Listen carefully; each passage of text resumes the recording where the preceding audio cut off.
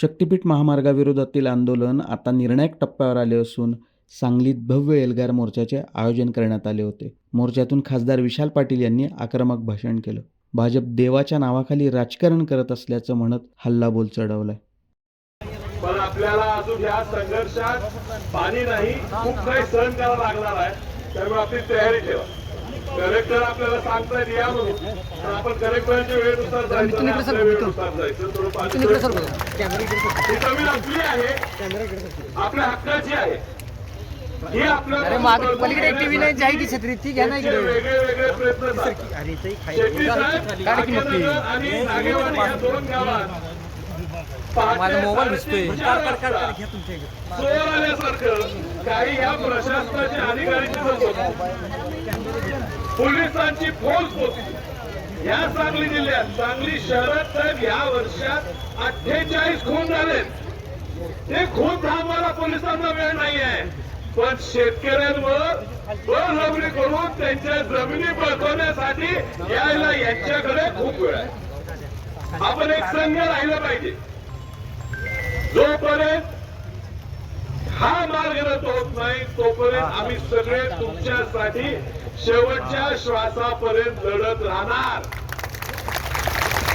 देवाच्या नावाखाली राजकारण आहे, धर्माच्या खाली राजकारण आहे. याला विकास नको आहे. विकासासाठी, या देशासाठी आपल्या वाडवडिलांनी आपलं रक्त सांडले, आपल्या पोरं आपण सैन्यात पाठवतो. यांच्या किती लोकांनी देशासाठी स्वातंत्र्य लढ्यात भाग घेतला. यांच्या कुणाची पोरं आज सैन्यात लढतात. ही शेतकऱ्यांचीच पोरं तिथं आहेत म्हणून हे देश टिकला. आणि आपल्याला सांगतात देशाच्या विकासासाठी जमीन द्या. लाजा वाटल्या पाहिजेत. हा कुठल्याही धर्मासाठी, देवासाठी रस्ता नाही. पंढरपूरच्या विठ्ठलापासून 100 किलोमीटर लांब न्यायला रस्ता आता. तुळजापूरपासून लांब न्यायला. हा रस्ता देवासाठी नाही आहे. आज आपला मोर्चा निघाला, आज इथं दुसरा हिंदू मुस्लिम पण मोर्चा निघाला. यांचं फक्त धर्माचं नाव, जातीचं नाव करून राजकारण करायचं आहे. जर 1 लाख कोटी महाराष्ट्राच्या प्रत्येक तालुक्यात विमानतळ होईल, 200 कोटी विमानतळ तयार होते. याला रस्त्याला 1.25 लाख कोटी घ्यायचे. फिरू देत, आमच्या जमिनी आमच्याकडे राहू दे. विमानाने आम्ही शेतकरी देवाला जायला तयार आहे. आमच्या जमिनीकडे पुन्हा डोळे उडून सुद्धा टाकून सुद्धा बघायचं नाही. हे आमच्या हक्काची जमीन आहे. विचार करा, शेतकरी संपला. आधी जमिनी दिल्या अदानीला बिल्डिंग बांधायला, अदानीला कारखाने बांधायला.